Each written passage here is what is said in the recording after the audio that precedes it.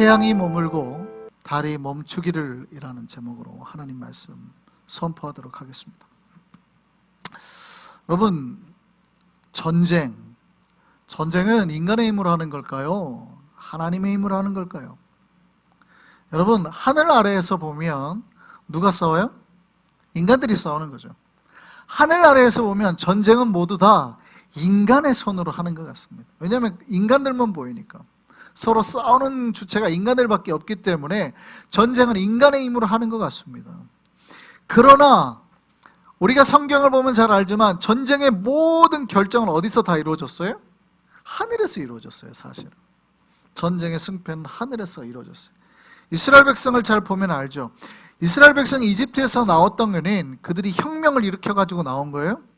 아니죠. 하나님께서 모세를 택해서 보내서 10가지 재앙을 일으키시고, 그러니까 수많은 재앙으로 이스라엘 백성들을 치신 거예요. 애굽을 친 거예요. 그리고 이스라엘 백성을 건져낸 거예요. 뿐만이 아니죠. 그래도 이집트 군대가 쫓아오죠. 이집트 군대 쫓아오니까 어떻게 했습니까? 성경에 하나님이 구름 기둥으로, 불 기둥으로 그들을 막으신 거죠. 구름 기둥으로 이렇게 막 막으신 거죠. 못 오게 막 방해를 하신 거죠. 그리고 홍해 앞에 딱 섰는데 쫓아오니까 어떻게 해요? 하나님께서 홍해를 갈라서 이스라엘 백성들을 건져드시고, 뒤쫓아오는 이집트의 군대는 물속에다 수장시켜버리죠. 여러분, 이스라엘 백성이 요단 동편 땅 모압과에 싸울 때도 자기들의 힘으로 싸웠던 게 아닙니다. 하나님께서 함께 하셔서 하나님의 능력을 부어주셔서 이스라엘 백성들이 광야에서 살 수 있었던 것도 자기들의 힘으로 사는 게 아닙니다. 하나님께서 반석에서 물을 내어주셔서 매일매일 하늘에서 만나를 내려주셔서, 그래도 이스라엘 백성들이 불평을 하니까 메추라기 떼를 보내서 고기를 먹게 하셔서 살게 하셨다 이 말이죠.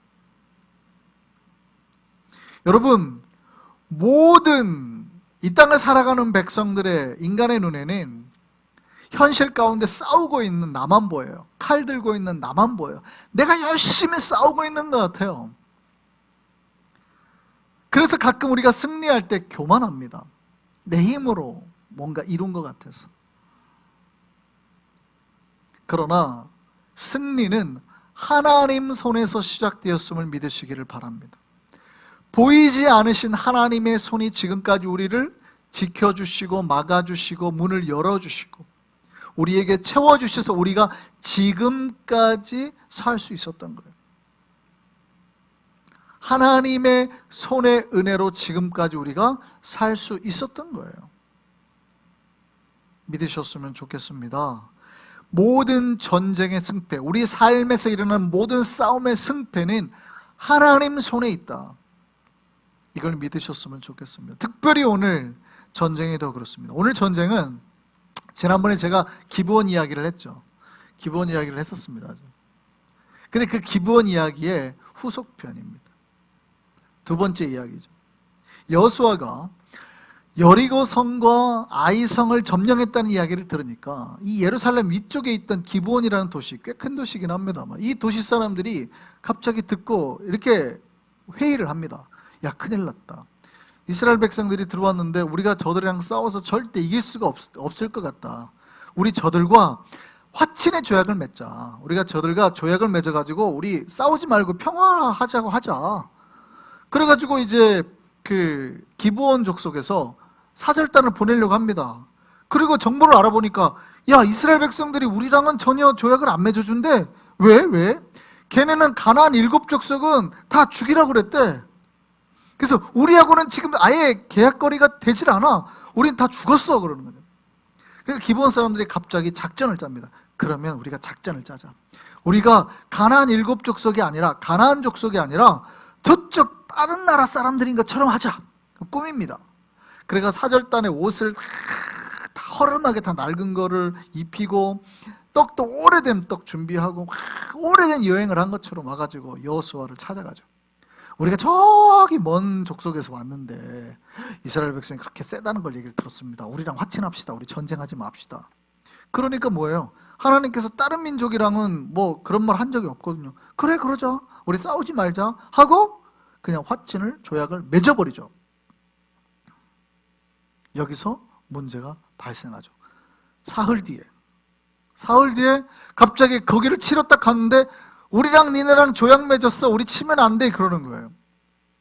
알고 봤더니 이 기브온 족속이 먼 데서 온 게 아니라 바로 예루살렘 위에 살고 있었던 족속인 거죠. 속았다는 걸 안 겁니다. 그런데도 여호수아가 그 계약을 파기하지 않습니다. 왜냐하면 여호와의 이름으로 맺어진 계약이었기 때문에. 그들을 죽이지 않고 대신에 그들이 속였으니 죽이지 않는 대신에 종으로 다 그들을 삼아버리죠. 평생 니들은 종이 될 거다. 오늘의 이야기는 여기에서 시작이 됩니다. 기브온 족속이 꽤 센 족속이라고 그랬잖아요. 그러니까 이제 여리고를 치고 아이성을 치고 북쪽 지역을 먹어가지고 갔는데, 이제 문제는 기브온이 바로 예루살렘 위에 있었으니까 당시 예루살렘 왕이었던 아도니세덱, 그리고 남쪽에 이 아모리 족속의 5 왕들이, 헤브론이나 이런 연합의 5 왕들이 기브온한테 갑자기 배신감을 느끼는 겁니다. 이 배신자, 우리를 버리고 도망갔어? 이런 거 드는 거죠. 그러니까 이 예루살렘 왕이었던 아도니세덱을 중심으로 5 왕이 연합군을 형성을 해서 기브온을 치기를 시작하는데, 배신자를 물론 척결하려는 것도 있지만 이 기브온과 이스라엘이 연합을 해가지고 힘을 완전히 가지기 전에, 왜냐하면 바로 위쪽이기 때문에 예루살렘이 첫 번째로 당할 가능성이 있으니까 연합군을 형성하기 전에 미리 기브온을 치겠다, 이 전략으로 빨리 5 왕들을 만들어서 기브온을 공격해버립니다. 그런데 이때 기브온 사람들이 여호수아를 찾아가서 도움을 요청하는 겁니다. 우리랑 조약을 맺었으니, 우리랑 협정을 맺었으니 우리를 와서 도와주십시오. 지금 왕들이 와서 우리를 공격합니다. 이 소식을 듣고 여호수아가 하나님 앞에 기도하기 시작합니다. 하나님 어떻게 할까요? 그때 하나님께서 여호수아에게 이렇게 말합니다. 두려워하지 말라. 가서 그들을 치라 라고 말합니다. 그러자 그때 기습작전을 하는데요, 길갈에서부터 떨어져 있죠. 밤새 달려서 그날 밤에 도착을 해버립니다. 그러니까 남쪽 왕들은 아무리 그래도 여호수아가 그렇게까지 빨리 올 줄 모르는 거죠. 근데 지금 이거는 시간이 생명이다, 여호수아가 생각해서 밤새도록 군대를 달리게 만듭니다. 밤새 달리게 만들어서 하루 만에 도착을 해버려요.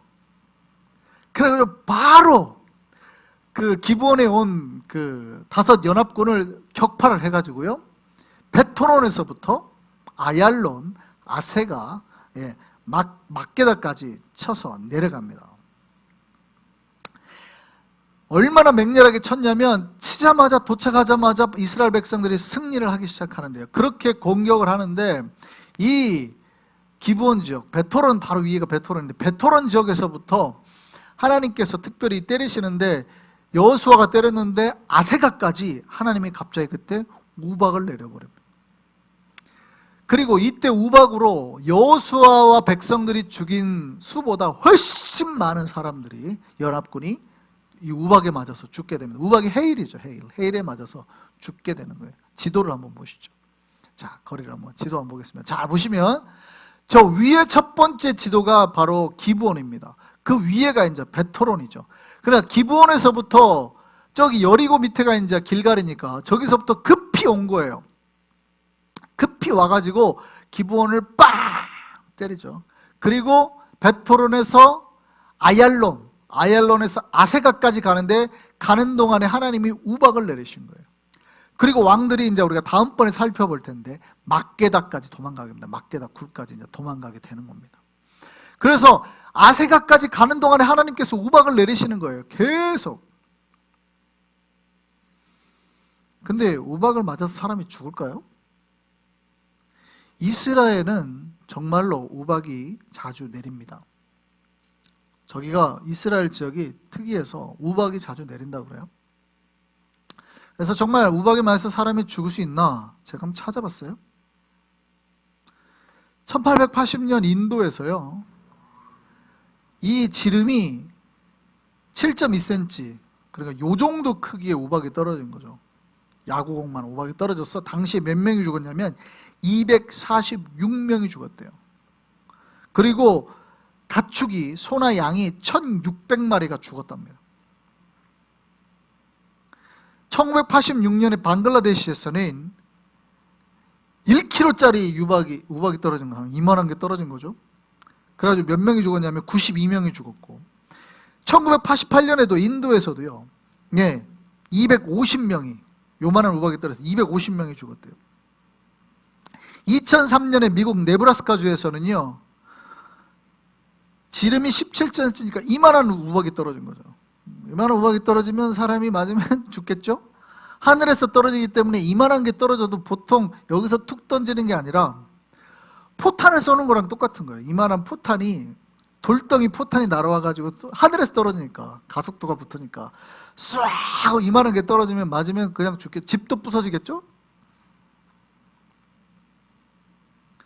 일본에서는요, 1917년에는 지름이 30cm짜리 거의 이만한 우박이 떨어졌답니다. 이만한 우박.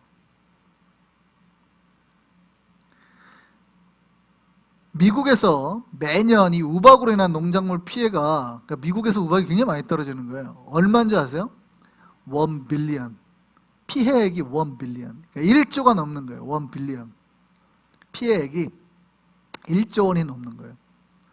1 빌리언의 우박 피해가 있대요. 생각보다 우박이 피해가 많죠.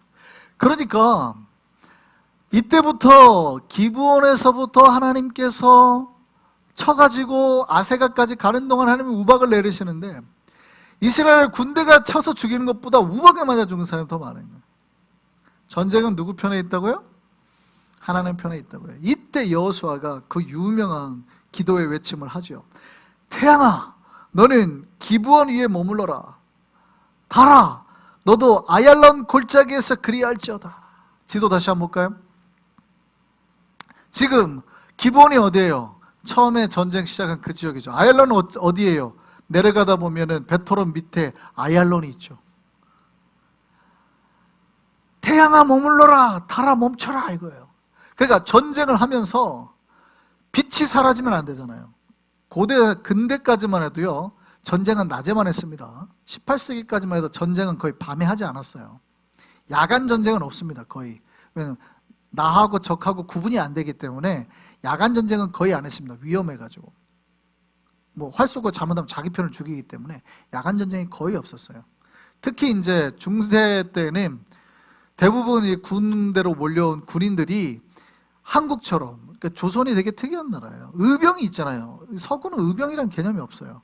다 끌려온 사람들이기 때문에 야간 전쟁 매복 작전을 하면은 숨어 있다가 다 도망가 버렸대요. 아무도 모르는 상태에. 그래서 그런 작전 자체를 할 수가 없었다고 그래요. 근대까지만 해도. 그러니까 밤에는 전쟁을 할 수가 없잖아요. 그러니까 뭐가 있어야 돼요? 빛이 있어야 돼요. 그러니까 여호수아가 그 유명한 기도를 하는 겁니다. 태양아, 너는 기브온 위에 머물러라. 달아, 너는 아얄론 위에, 그 아얄론 계곡 골짜기 위에 멈춰서라. 그러니까 이 전쟁이 끝나는 동안에 빛이 있었다는 거예요. 그리고 대표하기 시작을 막 쳐내리기, 전쟁을 쳐서 승리하기 시작했다는 거죠. 뿐만 아니라 하나님이 도망가는 자들 위에도 막 우박을 던지시는 거예요. 이렇게 해서 이스라엘 백성이 승리를 하죠. 그래서 정말 이 태양이 멈췄다는 거예요. 이걸로 유명한 사건이 있죠. 옛날에 이게 진짜 사실이냐 그래가지고 미국 나사가 뭐 우주선을 쏘는데, 그러면 연대기를 쫙 측정해서 봤더니 정말로 그때쯤 날이 뭐 이틀 정도가 빠져서 고생했다, 이런 이야기가 있잖아요. 그래서 확실히 그 여호수아가 기도해서 했던 것이 사실이었다, 이렇게 주장하시는 목사님들도 있는데, 뭐 나사에서는 그런 적이 없다, 뭐 이렇게 해가지고 그 사실이 아니다, 뭐 이렇게 말하기도 하죠. 그런데 고대에 보면, 멕시코나 이쪽에 보면은 실제 태양이 며칠 동안 있었다, 이런 기록이 또 고대에 있으니까 뭐 이게 사실이냐 아니냐 뭐 중요하지 않습니다. 뭐 이게 문학적인 뭐 수사학이다, 뭐 그럴 수도 있습니다. 중요한 거는 이 전쟁에서 하나님이 역사하셨다는 거죠. 이 전쟁에서 역사하셔서 하나님이 어떻게 해요? 전쟁이 끝날 때까지 빛이 있게 하시고, 빛이 얼마 동안 있었냐는 우리는 중요하지 않으니까, 빛이 있게 하시고 달빛이든 뭐 태양빛이든 상관없이 역사하셔서 이 모든 역사 가운데 승리를 허락하게 하셨다는 거예요. 여러분, 신자의 능력은 하나님의 힘을 뒤에 업을 때임을 기억하셨으면 좋겠습니다. 여러분, 전쟁은 우리의 힘으로 하는 게 아니에요. 이스라엘 백성이 전쟁을 자기의 힘으로 하려고 할 때마다 뭐를 경험했어요? 실패를 경험했죠. 자기네 수가 많았음에도 불구하고. 그게 얘가 아이성 전쟁이죠. 그러니까 전쟁에 나갈 때마다 여호수아가 하나님 앞에 기도하기 시작하잖아요. 아무리 수가 많아도 전쟁은 인간의 힘으로 하는 거예요. 우리의 삶의 싸움은 우리가 뭐 병마와 싸울 수도 있고 아니면 우리의 삶과 싸울 수도 있고 여러 가지 문제와 싸울 수도 있잖아요. 근데 우리의 싸움은 다 어디에 달려있다는 거예요? 우리의 힘에 달려있는 게 아니라 우리 뒤에서 우리와 함께 계시는 하나님 손에 달려있음을 믿으시기를 소망합니다. 하나님께서 역사하시면, 하나님께서 우리의 기도를 들으시면 어떤 일이 일어나요? 태양이 머물고 달이 멈추게 된다 이 말이에요.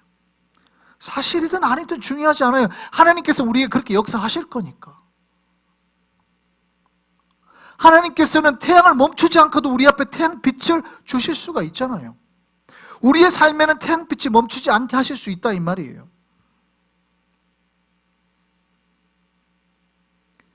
우리의 힘으로 할 수 없는 초월의 힘을 하나님께서 허락하셔서 승리하게 하신다는 거예요.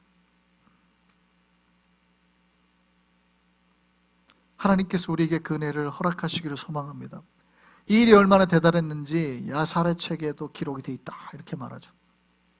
야살의 책은 현재는 전에 내려져 있지 않습니다. 야살의 책이라는 책도 있긴 있습니다만 실제 야살의 책은 아니고 나중에 그냥 기록된 거고요. 현재까지 전해져 있지는 않습니다. 그러나 고대 이런 역사들이 기록이 되어 있다라고 대충 우리가 추측만 하는 거죠. 그런데 그만큼 하나님께서 역사가 주변 사람들이 모두 인정하고 바라볼 만한 역사였다는 거예요. 와, 하나님께서 이렇게까지 우리 삶에 역사하셨구나가 기록으로 남길 만큼의 놀라운 역사의 현장이었다 이 말이에요. 여러분, 하나님께서 우리의 힘이 되어주시면 우리는 생각하지 못할 놀라운 능력으로 우리 삶에도 하나님께서 그렇게 역사하실 줄 믿습니다. 여러분 삶에 누군가가 여러분의 삶을 보고 일어나는 그 놀라운 능력을 보고 누군가 기록할 거예요. 간증할 거예요. 하나님께서 우리에게 이렇게 역사하셨다. 태양이 머물고 달이 멈추는 것 같은 놀라운 능력의 역사를 하나님께서 우리에게 일으켜 주신다 이 말이죠. 2021년 우리에게 어떤 어려움이 다가오더라도 하나님께서 허락하신 힘으로 우리가 승리하고 이겨낼 수 있는 우리가 되기를 소망합니다. 주님의 이름으로 태양이 머물고 달이 멈추어질 줄 믿습니다. 기도로 날마다 놀라운 승리의 역사를 이루어가는 십자가 군병되는 저와 여러분 되기를 소망합니다.